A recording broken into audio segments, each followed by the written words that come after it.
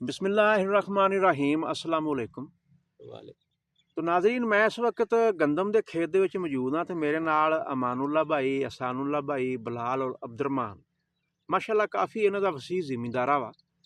तो इन्हां दा कोई सवाल आ, इन्हां दे सवाल का जवाब देना चाहते हैं। तो अगर तुसीं नवें तो साडे चैनल को सबसक्राइब कर लो तो बैल का बटन दबा दो जी। अमानुल्ला भाई, शाहिद भाई, ਇਹ ਜਿਸ ਤਰ੍ਹਾਂ ਦੇਖੋ ਕਣਕ ਬੀਜੀ ਲਾਲੇ ਹੋਰਾਂ ਨੇ, ਔਰ ਇਹ ਦੇਖੋ ਇੰਨੀ ਛੇਤੀ ਇੱਕ ਤਾਂ ਇਹਦੀ ਨਾਲੀ ਪੂਰੀ ਹੋ ਗਈ। ਦੇਖੋ ਜ਼ਰਾ ਵੀਵਰਸ, ਜ਼ਰਾ ਤੁਸੀਂ ਵੀ ਤਵੱਜੋ ਕਰੋ। ਇਹ ਦੇਖੋ ਇੰਨੀ ਛੇਤੀ ਇਹਦੀ ਨਾਲੀ ਨਹੀਂ ਬਣਨੀ ਚਾਹੀਦੀ, ਔਰ ਇਹਦੀ ਰੂਟ ਗਰੋਥ ਜਿਹੜੀ ਆ ਉਹ ਵੀ ਐਡੀ ਖਾਸ ਨਹੀਂ ਲੱਗ ਰਹੀ ਕੋਈ। ਔਰ ਯਾਨੀ ਕਿ ਇਹ ਨਾਲੀ ਬਣ ਗਈ, ਲੇਕਿਨ ਇਹਦੇ ਜਿਹੜੇ ਹੈ ਨਾ ਆਪਣੇ ਸ਼ਾਖਾਂ ਇਹਦੇ ਵਿੱਚੋਂ ਉਹ ਨਹੀਂ ਹੈਗੀਆਂ, 2 ਜਾਂ 3 ਮੈਕਸੀਮਮ ਜ਼ਿਆਦਾ ਹੋਣੀਆਂ ਚਾਹੀਦੀਆਂ। ਔਰ ਜਿਹੜੀਆਂ ਦੂਸਰੀਆਂ ਉਹ ਵੀ ਨਾਕਾਮਯਾਬ ਆ। ਦੇਖੋ ਜਿਸ ਤਰ੍ਹਾਂ ਇਹ ਨਾਲ ਆ, ਇਹਦੀ ਕੋਈ ਗਰੋਥ ਨਹੀਂ ਹੋਣੀ ਇਸ ਵੇਲੇ। ठीक हो ਇਹ ਤੁਸੀਂ ਦੱਸ ਸਕਦੇ ਇਹ ਕੀ ਵਜ੍ਹਾ, ਇਹਦੇ ਪਿੱਛੇ ਕੀ ਰੀਜ਼ਨ ਹੈ? हाँ, ਕੀ मैं ਗਲਤੀ ਹੋਈ? बिल्कुल लवी नौजवान का सवाल बड़ा ही अच्छा वा।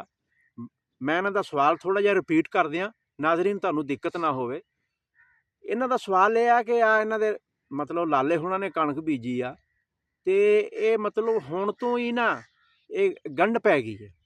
मतलब नाली इहदी चढ़दी जांदी आ भी ये इत्थे की साडे कोल मिसटेक होई आ कि जिहदी वजह नाल इह मसला बन गया वा। ਇਹਦੇ ਟਿੱਲਰ नहीं बने।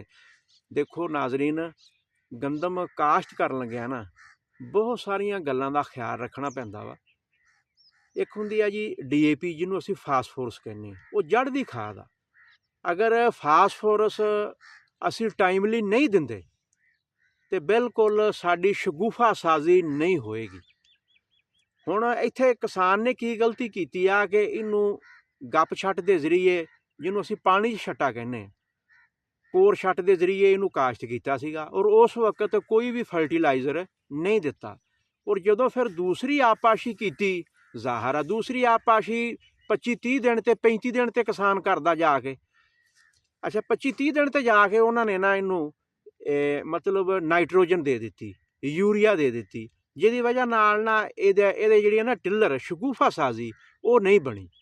तो इहदे च मैं हुण तुहानूं ये दसांगा कि बजाई वेले ना रूट मेकिंग, ठीक है, मतलब जड़ बनती है। याद रख लिया जो हमेशा फास्फोरस के नाल ये जड़ की खाद जिहड़ी है ना ये DAP है।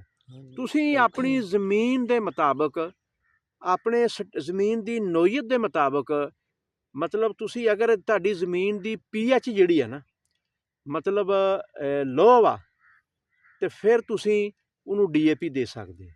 अगर तुहाडा जमीन की pH लैवल ज़्यादा है ना तो फिर तुसीं SSP ते फोकस रखना वा, सिंगल सुपर फास्फेट।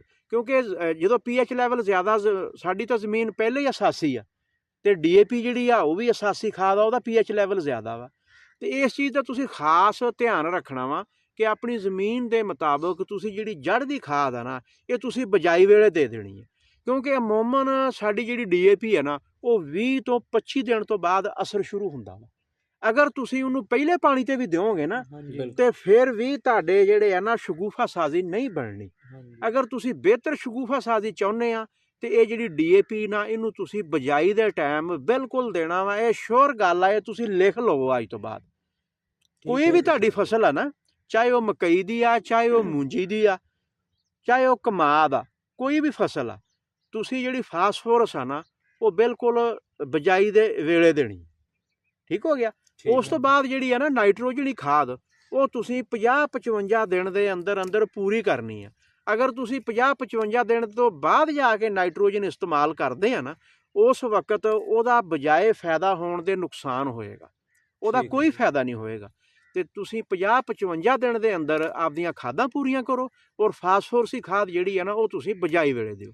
ठीक है, यानी शाहिद भाई तुहाडे कहने का मतलब यह है कि साडे बहुत सारे किसान भाई जिन्हां नूं इस चीज़ का नहीं पता हुंदा, ये देख लेंदे कि फलाने बंदे ने यह खाद दित्ती है तो आपां भी ओह ला दी है। हाँ जी, यानी कि वो अपनी जमीन की तबीयत नूं देख के नहीं पाते कि साडी जमीन दे विच किस चीज़ की कमी और इस वेले साडे पौधे नूं किहड़ी चीज़ की रिक्वायरमेंट है। हाँ जी, उस हिसाब नाल असीं इहनूं न्यूट्रिशन फराहम करिए। बिल्कुल। जबकि वो ये चीज़ देखदे आ कि फलाने